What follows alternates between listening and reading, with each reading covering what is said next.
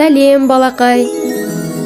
Кел, бала би арнасымен бірге үйренейік. Баршаңызға сәлем. Бүгін біз тәп-тәтті печенье дайындаймыз. Ол үшін бізге бар болғаны ерітілген сары май, қант, бір жұмыртқа және ұн қажет. Ең алдымен ерітілген сары майға қантымызды сала отырып, жақсылап араластырамыз. Қант сары майда толық ерігенше жақсылап араластырамыз. Екінші жұмыртқамызды салып, оны да жақсылап араластырамыз. Бұл жерде мен енді қызыға қолмен кірісіп кеттім.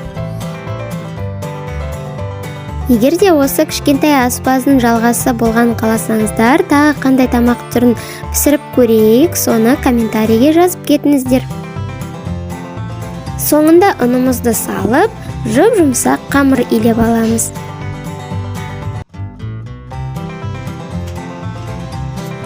Ұнды алдымен қасықпен араластырып алсаңыз, қолыңызға жабыспайды. Міне достар, қамырымыз осындай болып шықты. Енді қамырымызды жақсылап оқтаудың көмегімен жазамыз.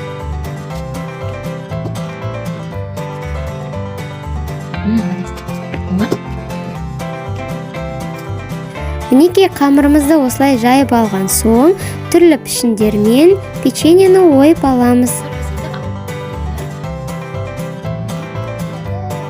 Дайын печеньелерді пергамент қағаз төселген қалыпқа саламыз.